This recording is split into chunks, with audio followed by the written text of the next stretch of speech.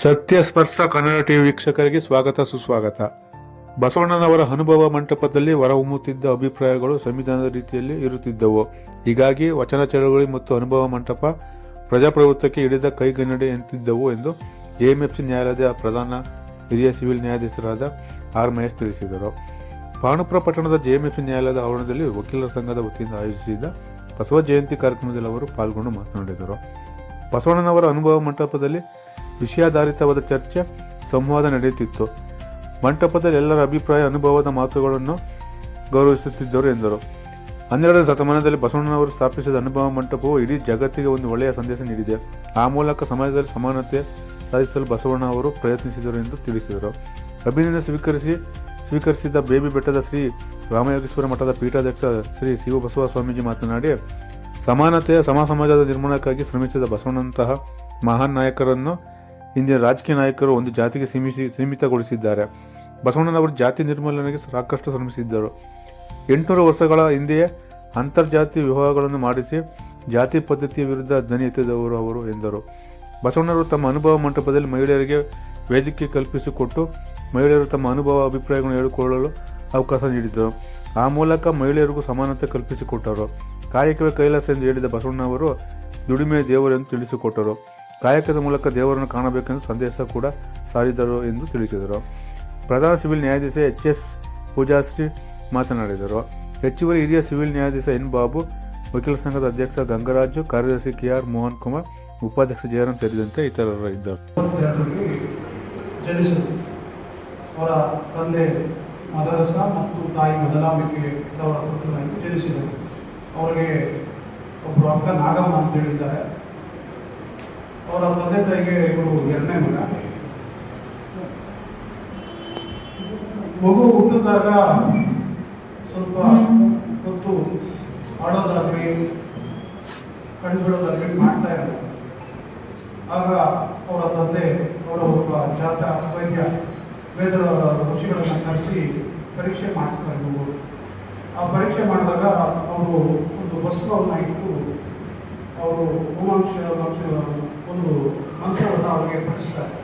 ಆಗ ಮಂತ್ರ ಪಠಣೆ ಮಾಡಿದ ತಕ್ಷಣ ಅವರು ಕಣ್ಣಿಟ್ಟು ಅಳೋದಕ್ಕೆ ಸ್ಟಾರ್ಟ್ ಮಾಡ್ತಿರ್ಬೋದು. ಆಗ ಅವರು ಬಂದಂಥ ಜಾತಕರು ಹೇಳ್ತಾರೆ, ಇವರು ಸಾಮಾನ್ಯ ಮನುಷ್ಯ ಅಲ್ಲ, ಇವರು ದೈವ ಪುರುಷ, ಹಾಗಾಗಿ ಇವರಿಗೆ ಉಜ್ವಲ ಭವಿಷ್ಯ ಇದೆ ಅಂತ ಹೇಳಿ ಅವರ ತಂದೆ ತಾಯಿಗೆ ಹೇಳ್ತಾರೆ. ಅದೇ ಪ್ರಕಾರ ಅವರು ಮಗುವನ್ನು ಚೆನ್ನಾಗಿ ನೋಡಿಕೊಂಡು ಬೆಳೆಸ್ತಾರೆ. ಮಗುಗೆ 8 ವರ್ಷ ಆಗ್ತದೆ.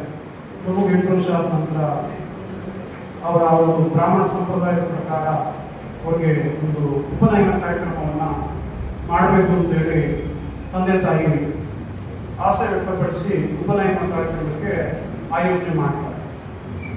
ಉಪನಯನ ಕಾರ್ಯಕ್ರಮ ಮಾಡಿದಾಗ ಬಸವಣ್ಣನವರು ನನಗೆ ಬೇಡ, ಫಸ್ಟು ನಮ್ಮ ಅಕ್ಕ ಹುಟ್ಟಿದ್ರು ನಾಗಮ್ಮ ಹುಟ್ಟಿದ್ರು ಅವ್ರಿಗೆ ಮಾಡಿ ಅಂತೇಳಿ ಪ್ರಶ್ನೆ ಮಾಡ್ತಾರೆ ತಂದೆ ತಾಯಿ.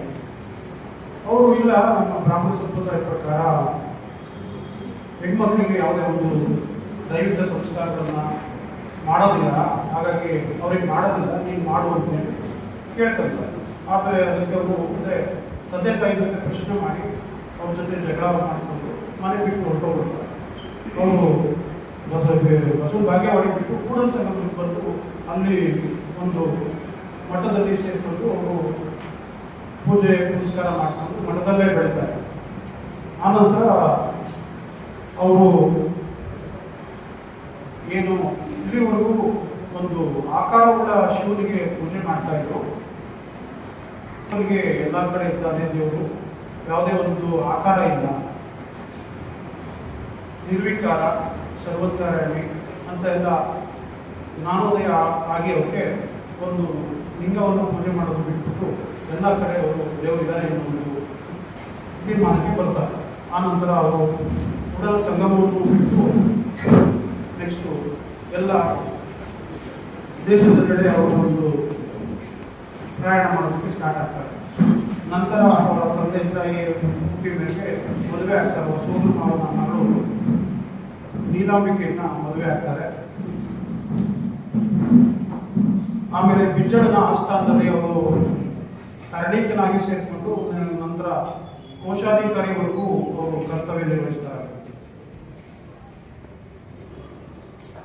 ನಾವು ಈಗ ನ್ಯಾಯದಲ್ಲಿ ಈ ಒಂದು ಕಾರ್ಯಕ್ರಮ ಹಮ್ಮಿಕೊಂಡಿರೋದ್ರಿಂದ ನಮ್ಮ ನ್ಯಾಯಶಾಸ್ತ್ರ ವಿಧಿಗಳಿಗೆ ಸಂಬಂಧಪಟ್ಟಂತೆ ಅವರ ಒಂದು ಏನು ಧರ್ಮಶಾಸ್ತ್ರ ಮತ್ತು ನೀತಿ ನಿಯಮಗಳು ಇತ್ತು ಅದರ ಬಗ್ಗೆ ನಾನು ಹೇಳಕ್ಕೆ ಇಷ್ಟಪಡ್ತೇನೆ.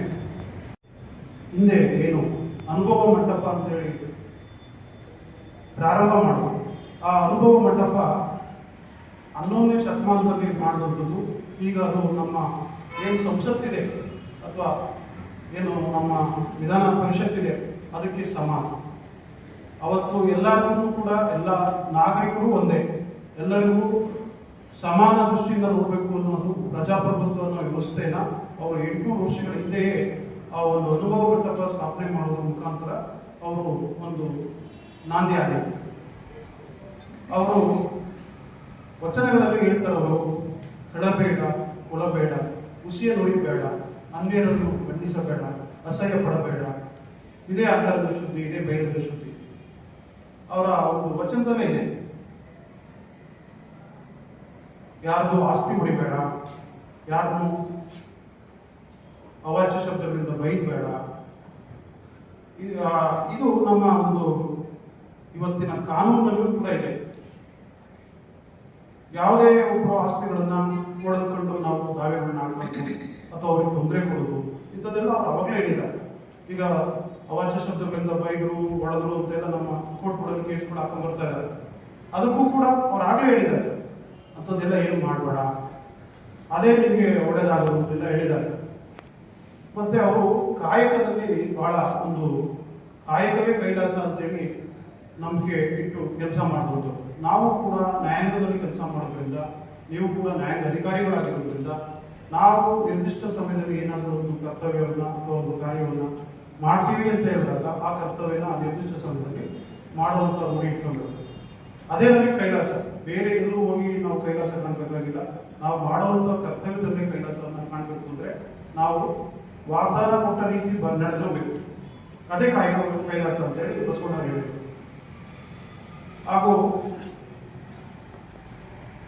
ನಮಗೆ ಈಗ ಫೋಟೋ ಇಟ್ಟು ಒಂದಿನ ಪೂಜೆ ಮಾಡೋದು ನಮಗೆ ಅದೊಂದು ಆಚರಣೆ ಆಗ್ತದೆ ಹೊರತು ಬಸವಣ್ಣನವರ ತತ್ವಾದರ್ಶಗಳನ್ನು ಅವರು ಹಾಕಿಕೊಟ್ಟಂಥ ಒಂದು ವಚನಗಳ ಮುಖಾಂತರ ಸಾರಿದ ಒಂದು ಸಂದೇಶವನ್ನು ನಾವು ಪ್ರತಿಯೊಬ್ಬರು ಕನಿಷ್ಠ ಪಕ್ಷ ಒಂದು 100 ಭಾಗದಲ್ಲಿ 10 ಭಾಗವನ್ನು ನಾವು ಪಾಲನೆ ಮಾಡಿದ್ರೆ ಈ ಒಂದು ಸಮಾಜದಲ್ಲಿ ಯಾವುದೇ ರೀತಿಯ ಅಪರಾಧಗಳಾಗಲಿ ವ್ಯಾಜ್ಯಗಳಾಗಲಿ ಯಾವುದೂ ಇಲ್ಲ.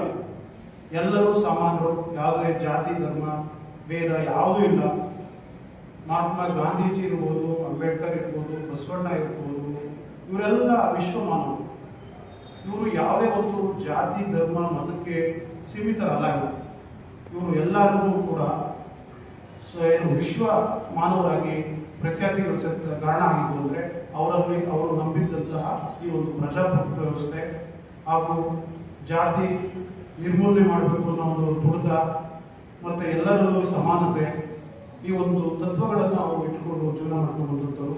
ಅಂತಹ ಮಹಾನ್ ಆದರ್ಶ ವ್ಯಕ್ತಿಗಳ ಒಂದು ಜಯಂತಿಯನ್ನು ನಾವು ಇಂದು ನಮ್ಮ ನ್ಯಾಯದಲ್ಲಿ ಆಚರಣೆ ಮಾಡ್ತಾ ಇರೋದು ನಮಗೆ ಬಹಳ ಸಂತಸ ತಂದಿದೆ. ಆ ಕಾಲದಲ್ಲಿ ಆಗ ಅಷ್ಟು ತಿಳುವಳಿಕೆ ಇರಲಿಲ್ಲ, ವಿದ್ಯಾಭ್ಯಾಸ ಇರಲಿಲ್ಲ. ಆಗ ಲೇಡೀಸ್ಗೆ ಆಗಿ ಮನೆಯಲ್ಲಿ ಹೊರಗಡೆ ಎಲ್ಲ ಕಡೆ ಡಿಸ್ಕ್ರಿಮಿನೇಷನ್ಸ್ ಇತ್ತು. ಆ ಟೈಮಲ್ಲಿ ಅವರು ಈ ವಚನದ ಮೂಲಕ ಆಗಿಬಿಟ್ಟಿಯಲ್ಲಿ ಅವರನ್ನ ಅವ್ರ ಲೆವೆಲ್ಗೆ ಹಿಡಿದು ಇವ್ರದ್ದೆಲ್ಲ ಅವ್ರ ಅಂಡರ್ಸ್ಟ್ಯಾಂಡಿಂಗ್ ಲೆವೆಲ್ ಈಗ ನಮ್ಮ ಲೆವೆಲ್ ನಮ್ದು ಅಷ್ಟು ಇಲ್ಲ ಈಗ.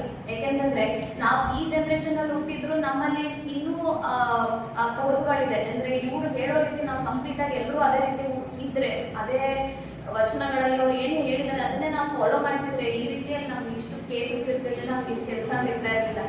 ಈಗಲೂ ಸಹ ಅದೆಲ್ಲ ನಮ್ಗೆ ಇನ್ನೂ ಅರ್ಥ ಆಗಿಲ್ಲ, ನಾವು ಅದನ್ನ ಅಳವಡಿಸ್ಕೊಂಡಿಲ್ಲ. ಆ ಕಾರಣನೇ ಇನ್ನೂ ಇಷ್ಟು ಕೇಸಸ್ ವ್ಯಾಜ್ಯಗಳಾಗಲಿ ಅಪರಾಧಗಳಾಗಲಿ ನಡೀತಾ ಇದೆ. ಆ ಕಾಲಕ್ಕೆ ಅವ್ರು ಅದನ್ನೆಲ್ಲ ಕನ್ಸಿಡರ್ ಮಾಡದೆ ಅವರು ಅಷ್ಟು ಒಬ್ಬರೇ ಅಷ್ಟು ಹೋರಾಟ ಮಾಡಿ ಅಷ್ಟು ಜನಕ್ಕೆ ತಿಳುವಳಿಕೆ ಹೇಳ್ತಾರೆ ಅಂದ್ರೆ ಅದು ಸಾಮಾನ್ಯದ ಮಾತಲ್ಲ. ಆ ಕಾರಣದಿಂದಲೇ ಈಗಲೂ ಇಲ್ಲಿ ತನಕ ನಾವು ಅವ್ರನ್ನ ಗುರುತಿಸ್ತಿದ್ವಿ, ಅವ್ರನ್ನ ನೆನೆಸ್ಕೊಳ್ತಿದೀವಿ. ಆದ್ರೂ ಸಹ ಎಲ್ಲೋ ನಾವು ಅದನ್ನ ಅವ್ರು ಹೇಳ್ಕೊಟ್ಟಿದ್ದನ್ನ ಕಂಪ್ಲೀಟ್ ಆಗಿ ಫಾಲೋ ಮಾಡ್ತಾ ಇಲ್ಲ. ಆ ಕಾರಣದಿಂದನೇ ಇಷ್ಟು ನಾವು ಮಾಡಬೇಕು ಅಂತ ಹೇಳಿದ್ರು ಆಗ್ತಾ ಇಲ್ಲ. ಈಗ ಅವರು ವಿಶ್ವಮಾನವ ಅಂತ ಹೇಳೋದು ಈಸ್ ಅ ಹ್ಯೂಮನ್ ಬೀಯಿಂಗ್ ಅಂದ್ರೆ ಆಸ್ ಅ ಹ್ಯೂಮನ್ ಬೀಯಿಂಗ್ ಹೆಂಗೆ ನಾವು ಇರಬೇಕು, ಬೀಯಿಂಗ್ ಹ್ಯೂಮನ್ ಅಂದ್ರೆ ಏನು ಅಂತ ಹೇಳಿ ಅವ್ರು ಆಗಿಂದ ಹೇಳ್ಕೊಂಡು ಬಂದಿದ್ದಾರೆ. ಅದನ್ನ ನಾವು ಫಾಲೋ ಮಾಡಬೇಕು ಆದಷ್ಟು. ಮತ್ತು ನಮ್ಮ ಏನು ಈಗೋ ಅಂತೆಲ್ಲ ಇರ್ತದೆ ಅದೆಲ್ಲ ಬದಿಗಿಡಬೇಕು ನಾವು. ಸೋಷಿಯಲ್ ಜಸ್ಟಿಸ್ ಅಂತ ಹೇಳಿ ಅವ್ರು ಏನೇನು ಹೇಳಿದ್ದಾರೆ ಅದನ್ನ ನಮ್ಮ ಲೈಫಲ್ಲಿ ನಮ್ಗೆ ಆಗುವಷ್ಟು ನಾವು ಫಾಲೋ ಮಾಡಿದ್ರೆ ನಮ್ಮ ಆಸ್ ಅ ಪರ್ಸನ್ ನಾವು ಇವತ್ತು ಏನ್ತೀವಿ ನಮ್ಮ ಇದನ್ನ ನೆಕ್ಸ್ಟ್ ಡೇಗೆ ನಾವು ಅದನ್ನ ಬೆಟರ್ ಆಗಿ ಇತ್ತು ಅಂತಂದ್ರೆ ನಾವು ಸೆಲ್ಫ್ ರಿಯಲೈಸೇಷನ್ ಮಾಡ್ಕೊಂಡ್ರೆ ನಮ್ಮ ಸುತ್ತು ಇರುವಂತ ಜನರಲ್ಲೂ ಆ ಚೇಂಜಸ್ ಕಾಣೋ ರೀತಿ ನಾವು ಇನ್ಸ್ಪೈರ್ ಮಾಡಿದ್ರೆ ನಾವು ಅದನ್ನೇ ಅವ್ರಿಗೆ ಕೊಡುವಂತ ರಿಟರ್ನ್ ಗಿಫ್ಟ್ ಅಂತ ಹೇಳ್ಬೋದು. ಇಷ್ಟನ್ನ ಹೇಳ್ತಾ ನಾನು 2 ಮಾತುಗಳನ್ನ ಮುಗಿಸ್ತೀನಿ.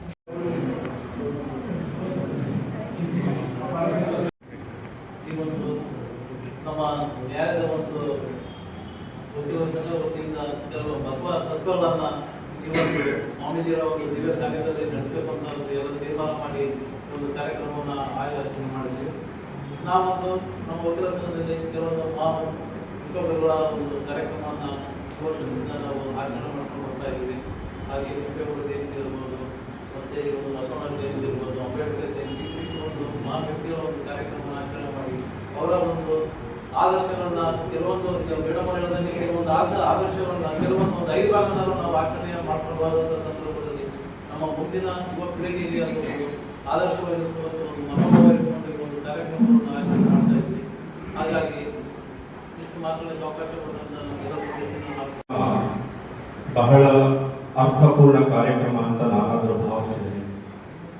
ಮಾತಾಡ್ತಾ ನಮ್ಮ ಮಹೇಶ್ ಅವರು ಮಾತಾಡ್ತಾ ಹೇಳ್ತಾ ಇದ್ರು, ಅವರು ಜೀವನ ಚರಿತ್ರೆಯನ್ನ ಒಂದಷ್ಟು ವಿಚಾರಗಳನ್ನು ನಿಮ್ಮ ಮುಂದೆ ಇಟ್ಟರು. ಆದರೆ 12ನೇ ಶತಮಾನ ಬಸವ ಯುಗ ಅಂತ ನಾವೆಲ್ಲ ಕರೆದಿದ್ದೇವೆ. ನಾವೆಲ್ಲ 21ನೇ ಶತಮಾನದಲ್ಲಿ ನಾವೆಲ್ಲ ಜೀವನ ಮಾಡ್ತಾ ಇದ್ದೇವೆ. ನಾವೆಲ್ಲ ಯೋಚನೆ ಮಾಡಬೇಕು, ನಮ್ಮ ತಾತ ಯಾರು ಅಂತ ಗೊತ್ತಿಲ್ಲ, ನಮ್ಮ ಮುತ್ತಾತ ಯಾರು ಅಂತ ಗೊತ್ತಿಲ್ಲ, ಅವರ ಅಪ್ಪ ಯಾರು ಅಂತ ಗೊತ್ತಿಲ್ಲ. ಆದರೆ 12ನೇ ಶತಮಾನದಲ್ಲಿ ಇದ್ದಂತಹ ಬಸವಣ್ಣನವರನ್ನ ನಾವು 21ನೇ ಶತಮಾನದಲ್ಲಿ ನಾವು ಸ್ಮರಣೆ ಮಾಡ್ತಾ ಇದ್ದೀವಿ ಅಂತಂದ್ರೆ ಅವರು ಸಮಾಜಕ್ಕೆ ಕೊಟ್ಟಂತಹ ಕೊಡುಗೆಗಳು ಯಾವುವು ಅಂತೇಳಿ ನಮಗೆ ಪ್ರಶ್ನೆ ಬರ್ತದೆ. ಆದರೆ ಅವರು ಹುಟ್ಟಿದ್ದು ಶುದ್ಧ ಶೈವ ಬ್ರಾಹ್ಮಣ ಸಮುದಾಯದಲ್ಲಿ.